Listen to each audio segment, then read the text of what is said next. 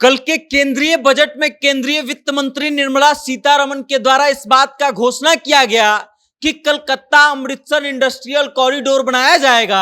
और इस कॉरिडोर का मुख्यालय जो है वो गया में स्थापित किया जाएगा। अब इससे बिहार को क्या फायदा होगा और इस इंडस्ट्रियल कॉरिडोर का फायदा क्या है, इससे बिहार में कितनी फैक्ट्रियां लग सकती हैं, इन सब चीजों पर हम बात करेंगे और आपको इस बात का जानकारी देंगे कि बिहार को इससे क्या फायदा होगा। लेकिन उससे पहले नमस्कार, मेरा नाम वेद प्रकाश है, आप जनता जंक्शन देख रहे हैं और कैमरे के पीछे हैं विशाल।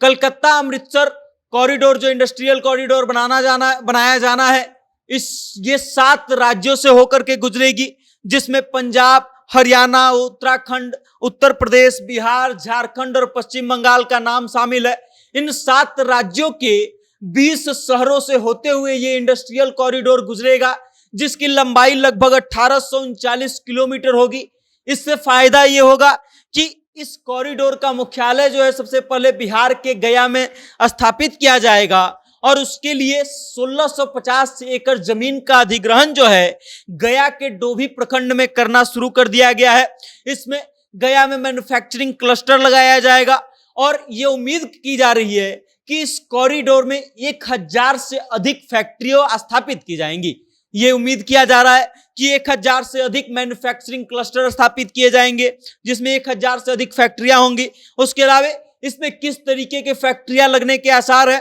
तो सोलर प्लांट का फैक्ट्री लग सकता है, प्लास्टिक हब का इंटरनेशनल कन्वेंशन सेंटर बनाया जा सकता है, खाद्य प्रसंस्करण का उद्योग लगाया जा सकता है, वस्त्र उद्योग, ऑटो पार्ट्स का उद्योग, मशीनरी उद्योग और इलेक्ट्रॉनिक्स उद्योग जो है इस कॉरिडोर में स्थापित किया जाएगा। उसके अलावा इस कॉरिडोर के लिए अलग से रेलवे ट्रैक बिछाया जाएगा और स्पेशल गुड्स ट्रेनें चलाई जाएंगी और फिर जीटी रोड से जोड़ने के लिए 3-3 4 लेन का निर्माण किया जाएगा और फिर हर जगह से इस कॉरिडोर को जोड़ने का प्रयास किया जाएगा, जिससे ज्यादा से ज्यादा जगहों को इससे लाभ हो पाए। अब इस बात को समझिए, जब गया में इस कॉरिडोर का मुख्यालय होगा तो इसका अर्थ ये होगा कि जब भी कोई फैक्ट्री आएगी तो उसके लिए सबसे पहले वो गया आएगी और गया आने के बाद अपना इस कॉरिडोर में फैक्ट्री को स्थापित करने के लिए आदेश लेगी और उसके बाद काम शुरू किया जाएगा। अब गया में आने का मतलब ये होगा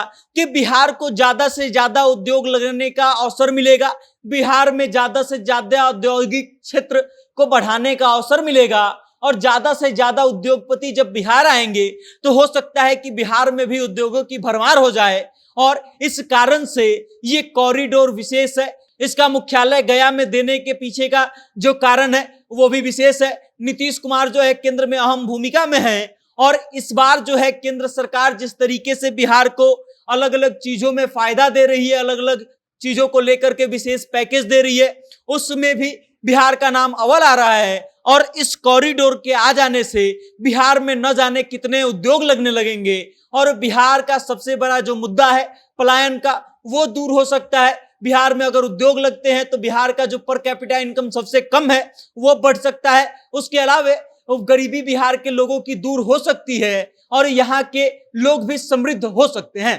बाकी अब आप समझिए कि बिहार को लेकर के गया में एक औद्योगिक कॉरिडोर का मुख्यालय बनाया जाएगा और इस मुख्यालय से फिर इस कॉरिडोर में जितने भी उद्योग लगेंगे उन सब का परिचालन होगा, संचालन होगा और इन सब चीजों का डायरेक्ट बेनिफिट जो है वो बिहार को मिलेगा। बाकी इस खबर को लेकर के आप क्या सोचते हैं, इस कलकत्ता अमृतसर इंडस्ट्रियल कॉरिडोर के बारे में आपका क्या सोचना है और आपको क्या लगता है कि इससे बिहार को कितना फायदा होगा? 1000 इंडस्ट्रीज जो लगेंगी उसमें से बिहार को कितना इंडस्ट्रीज मिलेगा? इन सब चीजों पे अपनी राय हम तक जरूर भेजिएगा और देखते रहिएगा जनता जंक्शन। बहुत बहुत धन्यवाद।